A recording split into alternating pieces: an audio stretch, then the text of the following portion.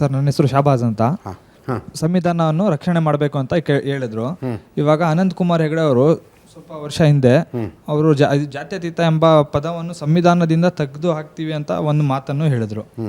ಅದರಲ್ಲಿ ಸಂವಿಧಾನದ ಪೀಠಿಕೆಯಲ್ಲಿ ಬಂದಿರೋದು ಅದು ತೆಗೆದಾಕೋದು ಸರಿನಾ ತಪ್ಪಾ ಸರ್ ಅವ್ರ ವಿಚಾರದಲ್ಲಿ? 1975 ವರೆಗೆ ಸಂವಿಧಾನದ ಪೀಠಿಕೆಯಲ್ಲಿ ಜಾತ್ಯತೀತ ಮತ್ತು ಸಮಾಜವಾದ ಅನ್ನೋ ಪದ ಇರಲಿಲ್ಲ. ಜಾತ್ಯತೀತ ಮತ್ತು ಸಮಾಜವಾದ ಪದವನ್ನು ಸೇರಿಸಬೇಕು ಅಂತ ಸಂವಿಧಾನ ರಚನಾ ಸಮಿತಿಯ ಸಭೆಯಲ್ಲಿ ಚರ್ಚೆ ನಡೆದಾಗ ಭಾಳ ಸ್ಪಷ್ಟವಾಗಿ ಹೇಳ್ತಾರೆ, ಯಾವುದೋ ಒಂದು ಐಡಿಯಾಲಜಿಗೆ ಬೈಂಡ್ ಆಗಬಾರ್ದು, ಮುಕ್ತವಾಗಿರಬೇಕಿದು. ಹಾಗಾಗಿ ನಾವು ಜಾತ್ಯತೀತ ಅಂತಲೂ ಸೇರಿಸಲ್ಲ, ಯಾವುದೋ ಒಂದು ಪಾಲಿಸಿಗೆ ಬೈಂಡ್ ಆಗಿರ್ಬೋದು. ಅವರವರ ಕಾಲಘಟ್ಟದಲ್ಲಿ ಅವರವರು ಆಡಳಿತದೊಳಗೆ ಪಾಲಿಸಿ ಬರಲಿ, ಸಂವಿಧಾನ ಒಂದು ಪಾಲಿಸಿಗೆ ಅಂತ ಇರಬಾರ್ದು, ಸಮಾಜವಾದಿ ದೇಶ ಅಂತ ಆಗಬಾರ್ದು ಅಂತ ಹೇಳಿ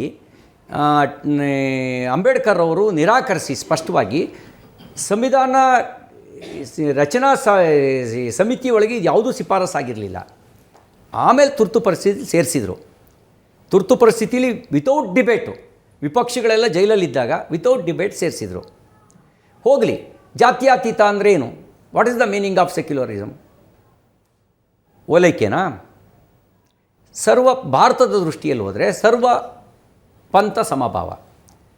ಸರ್ವ ಪಂಥ ಸಮಭಾವ ಭಾರತದ ನೆಲದಲ್ಲಿದೆ. ಯಾರು ಅಳವಡಿಸ್ಕೊಂಡಿಲ್ಲ ಅವರು ಅಳವಡಿಸ್ಕೊಳ್ಬೇಕು. ಏನು ಮಾಡಿಬಿಟ್ರು? ಅದನ್ನೂ ಮುಸಲ್ಮಾನರನ್ನು ಓಲೈಸೋದು ಮಾತ್ರ ಜಾತ್ಯತೀತತೆ.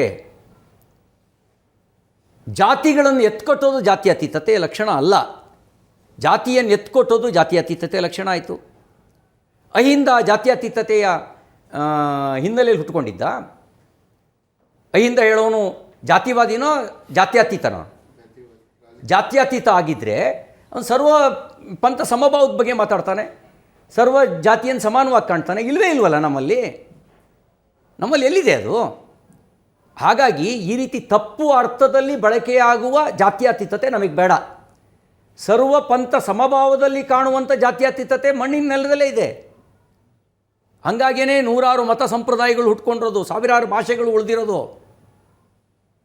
ಅದು ಉಳಿಸ್ಬೇಕು ಅಂದರೆ ಇಲ್ಲಿ ಮಣ್ಣಿನ ನೆಲದಲ್ಲೇ ಇದೆ ಅದು.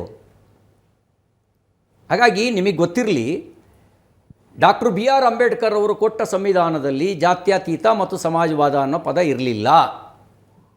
ಅದು ತುರುಕಲಾಯಿತು. ತುರ್ತು ಪರಿಸ್ಥಿತಿ ಇದ್ದಾಗ ಶ್ರೀಮತಿ ಇಂದಿರಾ ಗಾಂಧಿಯವರು ತುರುಕಿದ್ರು. ಹೋಗಲಿ, ಆ ಅರ್ಥವನ್ನು ಕೂಡ ತಪ್ಪು ಅರ್ಥ ಬರೋ ರೀತಿಯಲ್ಲಿ ಆಚರಣೆಗೆ ತಂದರು. ಅದ್ರ ವಿರುದ್ಧ ನಾವು ಧ್ವನಿ ಎತ್ತಿದ್ದೇವೆ.